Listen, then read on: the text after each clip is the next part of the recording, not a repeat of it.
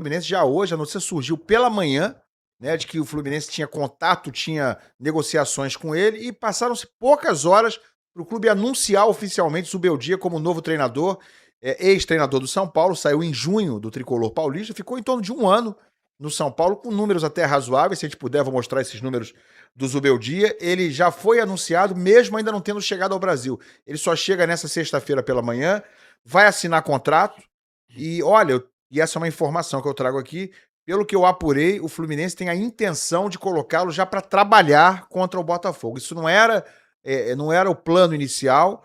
Não sei se é exatamente o que está planejando o próprio Zubeldia, porque ele não conhece o elenco do Fluminense. Ele nem chegou, ainda nem assinou o contrato, vai tentar dar o primeiro treinamento, provavelmente amanhã à tarde. Mas o Fluminense vai tentar fazer com que o Zubeldia já estreie no domingo, dirigindo o time efetivamente contra o Botafogo, quando seria o Marcão a dirigir, né? O Marcão, que é o interino do Fluminense, o auxiliar permanente da comissão técnica do Fluminense. Acho até que ele vai participar de uma forma ou de outra dessa montagem do time para domingo contra o Botafogo, e vai provavelmente ser uma peça importante, ainda que o Zubeldia seja o treinador. Mas o Marcão vai ter um papel muito importante para auxiliar, né, efetivamente o Zubeldia para escalar esse time de domingo, se o Zubeldia de fato for o treinador. Não sei se isso aí vai ser resolvido, se ele vai aceitar nesse primeiro momento, ou se ele vai preferir, por exemplo, assistir o jogo de longe no domingo. Eu chutaria que ele vai aceitar. Eu acho que é do perfil do Zubeldia. Ele é um cara muito guerreiro, né? Aquela coisa. É bem de argentino, né? Adora um cartão amarelo. Gosta de participar. Zubeldia... Eu acho que ele vai para dentro. Eu acho que ele já vai querer ir para dentro domingo. É uma péssima notícia. Pra quem, hein, ô Bandeira? Não sei. Ele conhece bem o Botafogo, hein, lá? Conhece, né? Conhece. Foi eliminado na Libertadores. Quando que foi, rapaz. Pois é, o Zubeldia, então, vai ser o treinador do Fluminense, pelo menos até o fim do ano, mais informação do PVC, do Paulo Vinícius Coelho, ele tem contrato até o fim do ano que vem. O que, obviamente, é um troço meio esquisito, né? Porque o mandato do presidente Mário Bittencourt termina agora, no fim desse ano. Tem eleição daqui a um mês e meio, e esse é mais um fator que tem que ser analisado, porque ele está assumindo um time... num clube que tem uma eleição às vésperas de acontecer daqui a um mês e meio, em meados de novembro. É claro que o fato de ele ser argentino, talvez não entender tão perfeitamente como é que é a cultura da eleição em clube de futebol aqui no Brasil, talvez tenha contribuído para ele aceitar. É um desafio e tanto. É sempre um período pressão, né? Tumultuado, um período com mais pressão, com coisas extras, mas o Zubeldia aceitou, assinando o contrato, vai ser assinado, até o fim do ano que vem, já no outro mandato, de quem quer que seja o próximo presidente. E o próximo presidente, claro, pode também ser o candidato à situação. Pode ser o Matheus Montenegro, que é pré-candidato, é o candidato indicado pelo presidente Mário Bittencourt. Detalhes sobre o Zubeldia. É um cara... detalhes que eu vou chamar a atenção aqui. Primeiro, positivamente, ele é conhecido como um cara que faz uma conexão forte com o time, com os jogadores. Ele participa muito, cobra muito, mas ele é muito, muito próximo. Ele cria um elo forte com os jogadores. Consegue criar um elo forte também com o torcedor em relação à postura dele à beira de campo, à beira do campo. Ele é um cara que participa muito, o torcedor se sente representado com ele à beira do campo. Ele teve resultados melhores com o São Paulo, até fora de casa, atuações melhores fora de casa do que jogando no Morumbi. Aliás, ele foi demitido do São Paulo numa derrota para o Vasco, às vésperas da Copa do Mundo de Clubes. 3x1 no Morumbi. 3x1 no Morumbi. Dançou ali. Ninguém aguentava mais o São Paulo jogar bem fora e jogar mal em casa.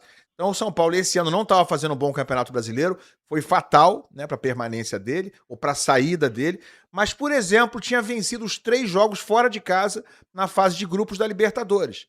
Então são alguns paradoxos do trabalho do Zubeldia, que começou muito bem no São Paulo no ano passado, emendando uma sequência de 13 jogos invictos, né, invicto. Então, ele no ano passado fez um trabalho considerado muito bom, um brasileiro muito bom. Esse ano começou bem, principalmente na Libertadores, mas sucumbiu aos resultados ruins no Campeonato Brasileiro. Então, o Fluminense, pela primeira vez, com o presidente Mário Bittencourt, contrata um treinador estrangeiro. A última vez que o clube tinha tido um treinador estrangeiro foi em 1997, portanto, há 28 anos, quando Hugo de León foi o técnico do Fluminense. E olha, minha memória sobre o De León dirigindo o Fluminense, o uruguaio De León, é a pior possível. Ele dirigiu o Fluminense 2 ou 3 jogos, foi isso, uma passagem relâmpago, e foi demitido em 2 ou 3 jogos. Realmente foi muito desastrosa essa passagem dele. E de lá para cá, o Mário, quando perguntado, sempre falou, mesmo com o sucesso do Abel Ferreira, do Jesus, não, eu não prefiro contratar treinador brasileiro, eu prefiro conhecer o treinador, eu tenho que conhecer o cara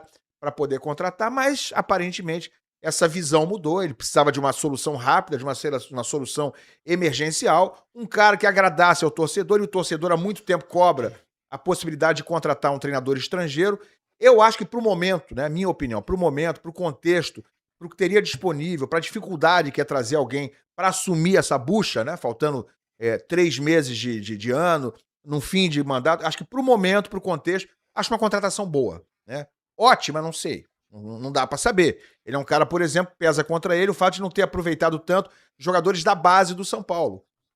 Pesa contra ele essa acusação, vou chamar assim, de torcedores do São Paulo, de não ter aproveitado quanto poderia jogadores da base, jogadores feitos em casa. E esse já é um problema crônico do Fluminense de treinadores passados. Espero que ele não faça isso, que ele não dê continuidade a essa, digamos, filosofia que ele tinha no São Paulo. Mas tirando isso aí, tirando essa preocupação, eu acho que é uma opção interessante dentro do que havia disponível, dentro do contexto. Acho que o Zubeldia pode ser um cara interessante, inclusive para aglutinar o grupo, se ele é um cara bom de grupo. O Fluminense tem uma decisão, uma semifinal de Copa do Brasil, daqui 3 meses, pouco menos de 3 meses, em dezembro, contra o Vasco. E a missão principal dele, em 2025 pelo menos, obviamente é essa. É conquistar a Copa do Brasil, e o Fluminense está a 4 jogos dessa possibilidade. Nós já estamos ao vivo aqui já temos um convidado especialíssimo aqui, né? Obviamente para falar bastante sobre Estudiantes e Flamengo, né? O grande jogo dessa noite, a decisão dessa noite.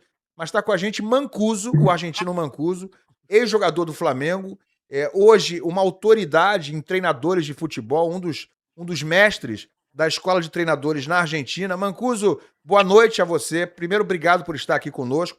Eu quero abrir a sua participação, primeiro te perguntando sobre o Zubeldia. Você deve conhecer também sobre essa opção do treinador que foi treinador do São Paulo, que agora chega para ser o treinador do Fluminense. O que você pode destacar sobre o Zubeldia, Mancuso? Boa noite, obrigado por estar aqui. Boa noite para todos aí. É um prazer falar com vocês. A primeira coisa é que o futebol é muito engraçado e muito difícil, não? Porque se o presidente do Fluminense está há 2 meses de fazer essa política, se ele fica ou vai embora, não era bem melhor para ele e para o clube que fique Renato 2 meses na frente e depois ele trocar de treinador? Então, o Renato pediu demissão, Mancuso. O Renato pediu demissão, né? Mas e o presidente do Fluminense que fez para segurar Renato? Não, tentaram convencê-lo. Aí eu tenho que ser justo em relação a isso.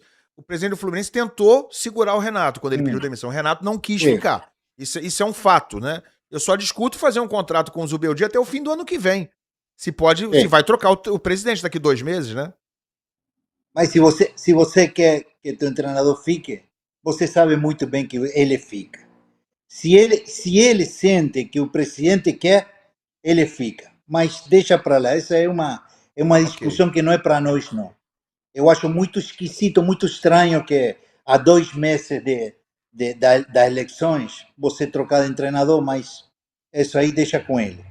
E Zubeldia, ele não tem muita história no futebol argentino, sabe? Ele de jovem, ele já foi embora ele já foi trabalhar para outro país. Então ele não tem muita história do futebol argentino. Só que é um cara muito respeitado, lógico, não? Porque em todo o país que ele trabalhou bem. Ele deixou essa bandeira argentina lá em cima.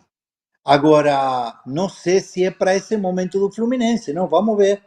Eu acho que hoje, os treinadores argentinos, ele está no auge, sabe? Está lá em cima. Você pensa uma coisa, irmão. Das 6 seleções que classificaram para a Copa do Mundo, 5 seleções têm treinador argentino.